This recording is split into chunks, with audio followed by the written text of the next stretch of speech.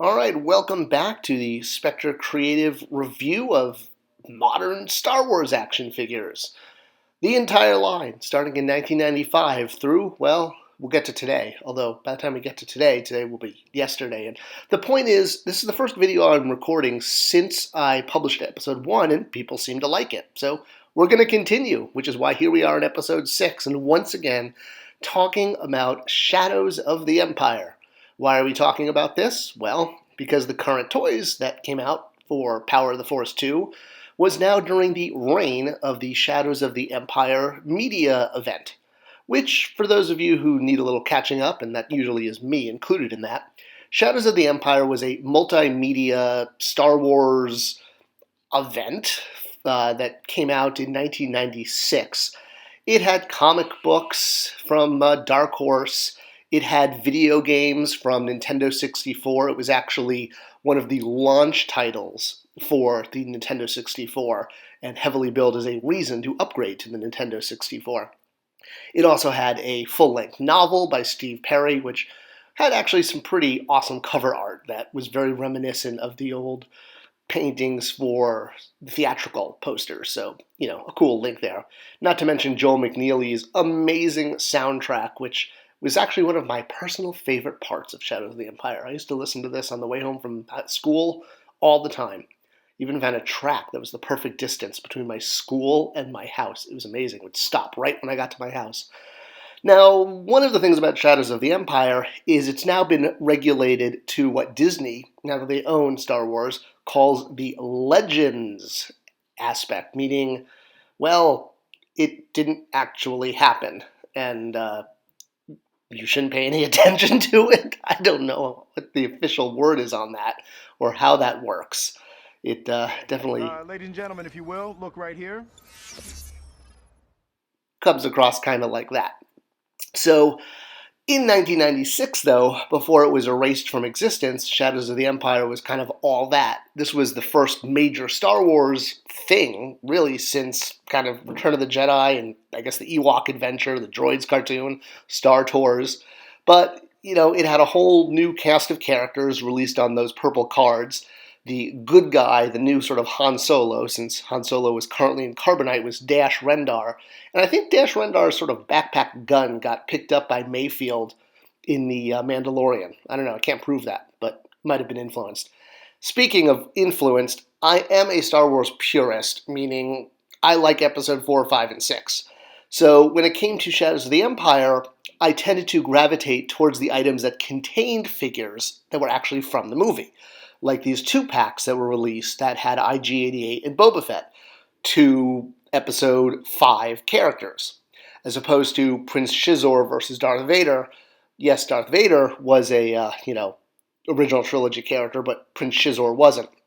And I kind of drew a line in the sand, making up my own rules for how I was going to collect. Now, not to knock Prince Shizor, I mean, he is actually a very cool character, and I did wind up getting some of the single-carded releases for Shadows. This version with those crazy fans that, well, are they fans? I don't know what they are. I think they're things that he used to seduce Princess Leia. I guess maybe he did Ahora's fan dance for her or something. It's been a while since I've read the book. I may have to reread it again. The point being is he came with giant electric fans, and the version in the 2-pack came with a sort of staff, I guess so he could battle a lightsaber. Maybe it's made of Beskar. It better be, otherwise that lightsaber's going right through it. And he got a newly tooled hand, which, as my good buddy Adam Paulus, who, if you Google Adam Paulus, this is the only image of him that will ever come up because, he doesn't really like to be on the internet, but his avatar shows up a lot. He's coined the term just different enough to make you angry. And I think this is such a great way of describing so many of these Star Wars releases, because for people who are completists and are obsessive completists like myself, sometimes when a figure gets released and it's just a little bit different, you feel like you have to get it, but you're angry because it's not different enough, but it still counts as a unique figure. And, if you're a completionist, well, then you wind up with figures that maybe just have a new arm or a leg or maybe even a deco change.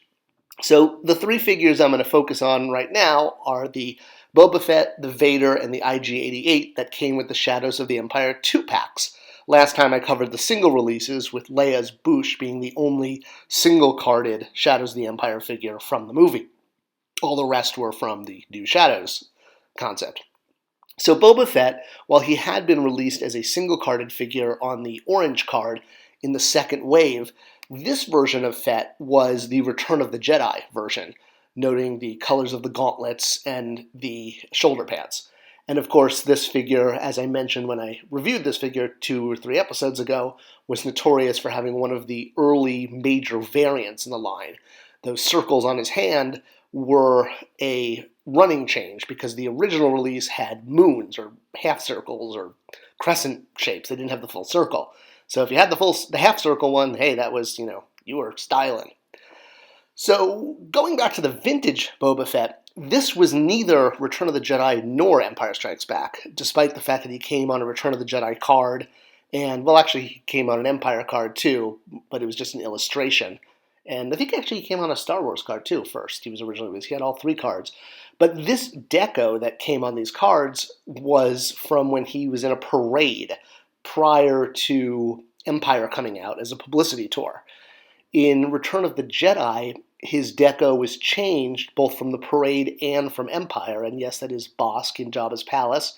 Next to him, Dengar's there too, by the way, for those with eagle eyes.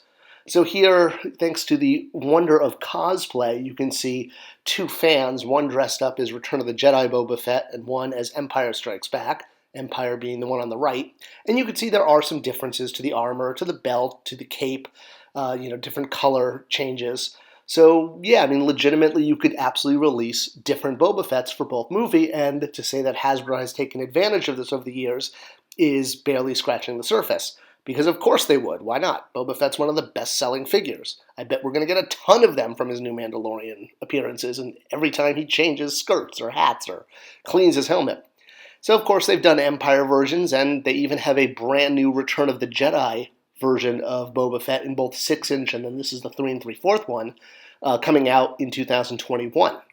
So, as I've noted in some previous videos, when it comes to Star Wars collecting, I kind of make up my own rules, I break my own rules, I follow my own rules, and that's usually centered around original trilogy figures only, in order to at least give myself some kind of boundaries so I'm not buying everything.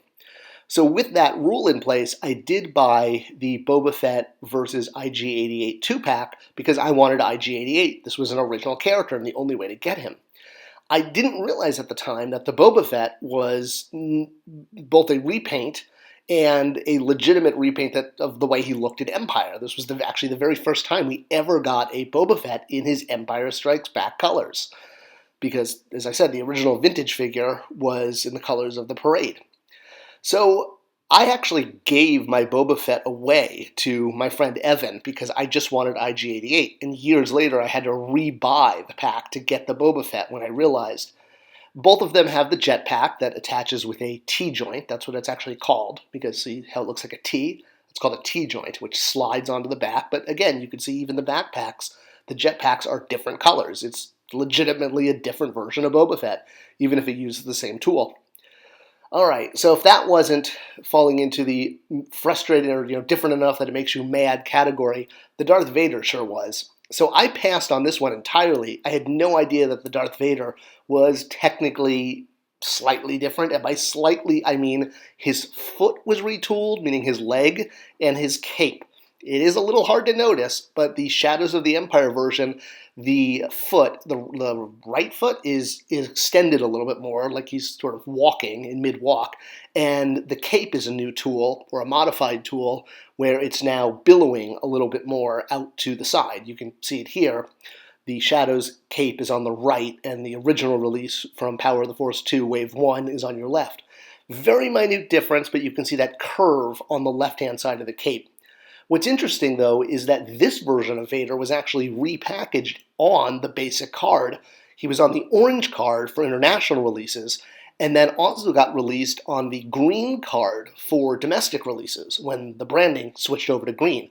So the Shadows of the Empire version of Vader was available as a single card release. You kind of have to look for that little extra cape twist at the bottom to know which one you have. All right, so Boba Fett and Vader being, the whole just different enough to make you mad that you have to buy them because you're an obsessive, compulsive completist, at least IG-88 gave us a brand new figure. Now, this was years before we were actually going to see an IG-88 or an droid in action kicking butt. We did see him or read about him in Shadows of the Empire when he fought Dash Rendar. And we actually got to see this in the N64 video game. He was one of the bosses. And that was kind of the first time you realized, whoa, this droid can really kick butt. He moves. Because in Empire, he was basically just a prop. In fact, he was a prop. He was a cantina head. The head was a spout in the cantina that they put on top of the droid. Go Google it, trust me.